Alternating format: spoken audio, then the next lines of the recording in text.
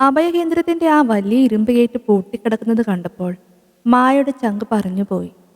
ഇത്ര പെട്ടെന്ന് അവന്മാരൊക്കെ ഇത് പൂട്ടിച്ചോ? എന്റെ നീതുവിനെ ഇവരെങ്ങോട്ടാ മാറ്റിയത്? മായ അവിടെ ആകപ്പാടെ അന്തം വിട്ടു നിന്നു. തലേ ദിവസം പെയ്ത മഴയുടെ നനവ് അപ്പോഴും അവിടെയുണ്ട്. അവൾ വേഗം തന്റെ ഫോൺ എടുത്തു. വിറയ്ക്കുന്ന കൈകൾ കൊണ്ട് കോണ്ടാക്ട് ലിസ്റ്റിൽ നീനു ഒന്ന് തിരഞ്ഞു. പക്ഷെ എവിടെ? വർഷങ്ങൾക്കിപ്പുറം ആ പഴയ നമ്പറുകളൊന്നും അവളുടെ കയ്യിലില്ല. ദൈവമേ, ഇനി ഞാൻ അവളെ എങ്ങനെ കണ്ടുപിടിക്കും? മായയുടെ ഉള്ളിൽ ആകെ വെപ്രാളമായി. പെട്ടെന്നാണ് അവൾക്ക് ആ ബുദ്ധി തോന്നിയത്. അവൾ വേഗം ഇൻസ്റ്റഗ്രാം തുറന്നു. സെർച്ച് ബാറിൽ നീനു വിശ്വനാഥൻ എന്ന് ടൈപ്പ് ചെയ്തു. നെഞ്ചെടുപ്പ് കൂടിക്കൂടി വന്നു. ഒന്ന് രണ്ട് പ്രൊഫൈലുകൾക്ക് താഴെ അവൾക്ക് നല്ല പരിചയമുള്ള ആ മുഖം. നീതുവിൻ്റെ അനിയത്തി നീനു. മായ ഒട്ടും താമസിച്ചില്ല. ആ പ്രൊഫൈലിലേക്ക് ഒരു മെസ്സേജ് അയച്ചു. കൂടെ തൻ്റെ നമ്പറും കൊടുത്തു. സെക്കൻഡുകൾക്കുള്ളിൽ നീനുവിൻ്റെ റിപ്ലൈ വന്നു. മായ ഉടനെ ഇൻസ്റ്റഗ്രാമിലൂടെ തന്നെ അവളെ വിളിച്ചു. നീനു ഹലോ എന്ന് പറയുന്നതിന് മുൻപേ തന്നെ മായ അങ്ങോട്ട് ചോദിച്ചു, നീനു, നീതു എവിടെയാ? അവൾക്ക് കുഴപ്പമൊന്നുമില്ലല്ലോ? ഞാൻ ആ അഭയകേന്ദ്രത്തിൻ്റെ മുന്നിലാണ് നിൽക്കുന്നത്. ഇത് പൂട്ടിക്കിടക്കുവാണല്ലോ. നീനുവിൻ്റെ ശബ്ദത്തിൽ മാസങ്ങളായി അനുഭവിച്ച സങ്കടം മുഴുവൻ ഉണ്ടായിരുന്നു. മായേ, നീ വിഷമിക്കണ്ട. ചേച്ചി ഇപ്പോൾ സുരക്ഷിതയാ, വീട്ടിലുണ്ട്. ആ നരകത്തിൽ നിന്ന് ഞങ്ങൾ അവളെ എങ്ങനെയൊക്കെയോ ഇറക്കി. നീ വേഗം ഇങ്ങോട്ട് വാ. നീനു പറഞ്ഞ അഡ്രസ്സ് തേടി മായ ചെല്ലുമ്പോൾ ആ വീട് വല്ലാതൊരു മൂകതയിലായിരുന്നു. മുറ്റത്ത് നീതുവിൻ്റെ അച്ഛനിരിക്കുന്നുണ്ട്. സിദ്ധുവിനെ പോലൊരു പണക്കാരനോട് മുട്ടാൻ ആ പാവം മനുഷ്യൻ അനുഭവിച്ച കഷ്ടപ്പാട് ആ മുഖത്ത് കാണാമായിരുന്നു. മായ അകത്തേക്ക് കയറിയപ്പോൾ നീതു തൻ്റെ പഴയ മുറിയിൽ ജനാലക്കിലിരിക്കുന്നത് കണ്ടു. മായയെ കണ്ടതും നീതു എഴുന്നേറ്റു. ഇരുവരും വാക്കുകൾ കിട്ടാതെ കുറച്ചു നേരം നിന്നു. പിന്നെ കെട്ടിപ്പിടിച്ച് കുറേ നേരം കരഞ്ഞു. മായേ, എന്നോട് ക്ഷമിക്കണം. നിന്നോട് ഞാൻ ഒരുപാട് കാര്യങ്ങൾ മറച്ചു വെച്ചിട്ടുണ്ട്. അതിൻ്റെ ശിക്ഷയാവാം ഞാനിപ്പോൾ അനുഭവിക്കുന്ന ഈ നരകം. എല്ലാം കഴിഞ്ഞ് നിന്റെ ജീവിതമെങ്കിലും നേരെ പോകട്ടെ എന്ന് വിചാരിച്ച ഞാൻ ഇത്രയും കാലം എല്ലാം സഹിച്ചത്. നിനക്കൊരു വിഷമം ഉണ്ടാകരുതെന്ന് കരുതിയ ഞാൻ കേസ് കൊടുക്കാതിരുന്നത്. പക്ഷെ അച്ഛനാ പറഞ്ഞത്. അച്ഛൻ സമ്മതിച്ചില്ല. അവനൊരു ഒന്നാന്തരം ഫ്രോഡാണ് നീതു.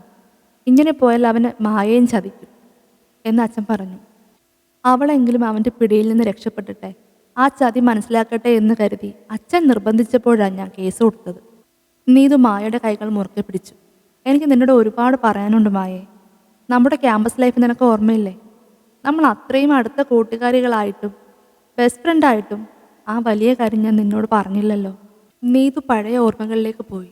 അന്ന് കോളേജിൽ വെച്ച് നിനക്ക് സിദ്ധേട്ടനോട് വലിയൊരു ക്രഷ് ഉണ്ടായിരുന്നു. നീ അത് എന്നോട് പറയുമ്പോൾ ഞാൻ ഉള്ളിൽ ചിരിക്കുകയായിരുന്നു മായേ. കാരണം ആ സമയത്ത് ഞങ്ങൾ രണ്ടാളും അത്രയും പ്രണയത്തിലായിരുന്നു.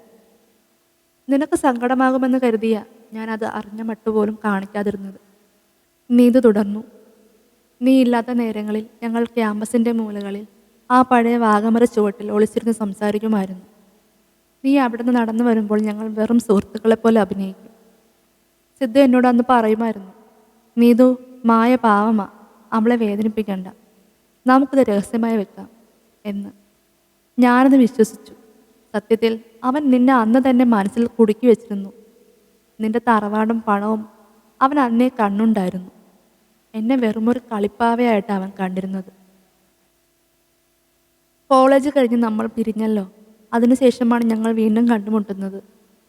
സിദ്ധുവിന് അന്നും പണത്തോടും പത്രാസിനോടും വല്ലാത്തൊരു ആർത്തിയായിരുന്നു. ഞാനുമായിട്ടുള്ള ബന്ധം അവൻ തുടർന്നത് വിവാഹം കഴിക്കാമെന്ന ഉറപ്പിലായിരുന്നു. പക്ഷേ ഞാൻ ഗർഭിണിയാണെന്നറിഞ്ഞതോടെ അവൻ്റെ നിറം മാറി. ആ സമയത്താണ് നിന്റെ വീട്ടിൽ നിന്ന് അവന് ആലോചന വരുന്നത്. നിന്റെ അച്ഛൻ കൊടുക്കുന്ന ആ വലിയ ബിസിനസ് പാക്കേജും സ്വത്തും കണ്ടപ്പോൾ അവൻ കൺമഞ്ഞളിച്ചു പോയി. നീതുവിൻ്റെ വാക്കുകൾ മായയുടെ നെഞ്ചിൽ കനലായി വന്നു വീണു. എന്നെ ഒഴിവാക്കാൻ അവൻ കണ്ടെത്തിയ കുറുക്കു വഴിയായിരുന്നു എന്നെ ഒരു ഭ്രാന്തിയാക്കി ആ അനാഥാലയത്തിൽ പൂട്ടിയിടുക എന്നത്. എൻ്റെ അച്ഛനെയും അമ്മയെയും അവൻ ഓരോ നുണകൾ പറഞ്ഞു വിശ്വസിപ്പിച്ചു. നീതുവിന് വലിയ അസുഖമാണ്, അവളെ ചികിത്സിക്കണം എന്ന് പറഞ്ഞ് അവൻ അവരെ പേടിപ്പിച്ചു. മാസങ്ങളോളം അവർക്ക് എന്നെ കാണാൻ അനുവാദം നൽകിയില്ല. നീനുവാണ് ഇതിൽ എന്തോ ചതിയുണ്ടെന്ന് കണ്ടെത്തിയത്. അവൾ പോലീസിൽ പരാതി നൽകിയപ്പോഴാണ് സത്യം പുറത്തായത്. മായയ്ക്ക് ശബ്ദം പുറത്തേക്ക് വരുന്നില്ലായിരുന്നു. അവൾ നീതുവിനെ നോക്കി പതുക്കെ ചോദിച്ചു, നീതു, അപ്പോൾ കോളേജ് കാലത്ത് അവൻ എന്നോട് കാണിച്ച ആ സ്നേഹമൊക്കെ വെറും അഭിനയമായിരുന്നു? എന്നെ കൈവീശി കാണിക്കുന്നത് പോലും നിന്നെ കാണിക്കാനായിരുന്നു? നീതു വിറയ്ക്കുന്ന കൈകൾ കൊണ്ട് മായയുടെ കൈപ്പത്തിയിൽ മുറുകെ പിടിച്ചു. കണ്ണുനീർ തടയാൻ നോക്കിയിട്ടും പറ്റുന്നില്ല. മായ തറഞ്ഞു നിന്നുപോയി. നീതുവിൻ്റെ ഓരോ വാക്കും അവളുടെ ഉള്ളിൽ തറച്ചു. അവൾ പതുക്കെ എഴുന്നേറ്റു. നീതുവിനെ ഒന്ന് ആശ്വസിപ്പിക്കാൻ പോലും അവൾക്ക് കരുത്തില്ലായിരുന്നു. എന്നിട്ട് നീതു, അവൻ നിന്റെ ആ കുഞ്ഞിനെ എന്ത് ചെയ്തു? മായയുടെ ശബ്ദം വിറച്ചു. അവനത് കൊന്നുകളഞ്ഞു മായേ. നീതു അലറിക്കരഞ്ഞു. ആ അനാഥാലയത്തിൽ വെച്ച് അവർ എനിക്ക് എന്തൊക്കെയോ മരുന്നുകൾ നൽകി. എൻ്റെ കുഞ്ഞിനെ എനിക്ക് നഷ്ടമായി. എന്നെ കൊന്നില്ലെന്നേ ഉള്ളൂ. നീനും അച്ഛനും കൃത്യസമയത്ത് എത്തിയത് കൊണ്ട് മാത്രം ഞാനിന്ന് നിന്റെ മുന്നിലിരിക്കുന്നു. നീതുവിൻ്റെ ആ വാക്കുകൾ മായയുടെ ഉള്ളിൽ ഒരു വെള്ളടി പോലെയാണ് പതിച്ചത്. തൻ്റെ ശരീരത്തിൽ വളരുന്ന ആ ജീവനെക്കുറിച്ച് അവൾ ഓർത്തപ്പോൾ അവൾക്ക് തല കറങ്ങുന്നത് പോലെ തോന്നി. നീതുവിൻ്റെ കുഞ്ഞിനെ കൊന്നവൻ, അവൻ അറിഞ്ഞാൽ എൻ്റെ കുഞ്ഞിനെയും കൊന്നുകളയില്ലേ? മായ ഭയത്തോടെ തൻ്റെ വയറിൽ കൈവച്ചു. പക്ഷെ അവൾ നീതുവിനോട് ആ സത്യം പറഞ്ഞില്ല. പാവം, അവൾ അനുഭവിച്ചത് തന്നെ ധാരാളം. നീതു മനസ്സിലോർത്തു. മുറിയിൽ നിന്ന് ഇറങ്ങാൻ നേരം മായ നീതുവിൻ്റെ തോളിൽ കൈവച്ചു. നീതു, നീ എന്നോട് ക്ഷമ ചോദിക്കണ്ട. ചതിച്ചത് നീയല്ല, അവനാണ്. നീ പറഞ്ഞത് ശരിയാ. ഞാൻ രക്ഷപ്പെടണം. ഈ നരകത്തിൽ നിന്ന് എനിക്ക് പുറത്ത് കടക്കണം. നീതുവിൻ്റെ വീട്ടിലെ ആ പടിയിറങ്ങുമ്പോൾ മായയുടെ കാലുകൾക്ക് വല്ലാത്തൊരു ഭാരമായിരുന്നു. നീതു പറഞ്ഞ ഓരോ വാക്കും, കോളേജ് കാലത്തെ ആ ഒളിച്ചുകളിയും സിദ്ധുവിൻ്റെ പണത്തോടുള്ള ആർത്തിയും നീതുവിൻ്റെ കുഞ്ഞിനെ ഇല്ലാതാക്കിയതുമെല്ലാം മായയുടെ നെഞ്ചിൽ ഒരു കല്ല് പോലെ വന്ന് വീണു. മുറ്റത്ത് നിൽക്കുന്ന നീനുവിനെ നോക്കി മായ പതുക്കെ പറഞ്ഞു, നീനു, ഞാൻ പോയിട്ട് വരാം. നീതുവിനെ നോക്കിക്കോണം. അവൾ അനുഭവിച്ചതിൻ്റെ 10-1 പോലും ഞാൻ അറിഞ്ഞിട്ടില്ലല്ലോ. നീനു അവളുടെ കൈ പിടിച്ചു. മായേ, നീ തളരല്ലേ. ഇപ്പോൾ സത്യങ്ങളൊക്കെ നീ അറിഞ്ഞില്ലേ. ഇനി ആ വീട്ടിൽ പോയി ആ ചതിയൻ്റെ കൂടെ കഴിയരുത്. അച്ഛൻ പറഞ്ഞത് കേട്ടില്ലേ? അവനൊരു ഒന്നാന്തരം ഫ്രോഡാണെന്ന്. നീയും ആ കെണിയിൽ നിന്ന് രക്ഷപ്പെടണം. മായ ഒന്നും മിണ്ടാതെ റോഡിലേക്ക് ഇറങ്ങി. വെയിൽ അവളുടെ നെറുകയിൽ ആഞ്ഞു പതിക്കുന്നുണ്ട്.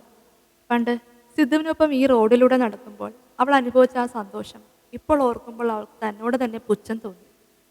ദൈവമേ, ഞാൻ ഇത്രയും വലിയൊരു വിഡ്ഢിയായിരുന്നു. എൻ്റെ അച്ഛൻ്റെ കാശിന് വേണ്ടിയായിരുന്നു അവൻ എന്നെ താലി കെട്ടിയത്. നടക്കുന്നതിനിടയിൽ അവൾ അറിയാതെ തൻ്റെ വയറ്റിൽ കൈവച്ചു. ഒരു മിന്നൽ പിന്നർ അവളുടെ ശരീരത്തിലൂടെ കടന്നുപോയി. നീതുവിൻ്റെ കുഞ്ഞിനെ കൊന്ന ആ ദുഷ്ടൻ്റെ ചോരയാണല്ലോ എൻ്റെ ഉള്ളിൽ വളരുന്നത്. ഞാൻ എന്ത് ചെയ്യും?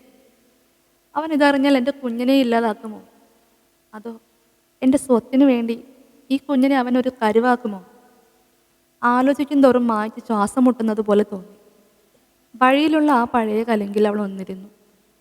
കണ്ണിൽ നിന്ന് അറിയാതെ കണ്ണുനീർ ഒഴുകി. കോളേജിൽ വെച്ച് അവൻ തനിക്ക് തന്ന ആ ചെറിയ സമ്മാനങ്ങളും എന്നെ നോക്കി ചിരിച്ച ആ ചിരിയുമൊക്കെ നീതുവിനെ കാണിക്കാൻ വേണ്ടിയായിരുന്നല്ലേ. എൻ്റെ ദൈവമേ, ഇത്രയും വർഷം ഒരു മനുഷ്യന് ഇത്രയും വലിയൊരു അഭിനയം ആടാൻ പറ്റുമോ?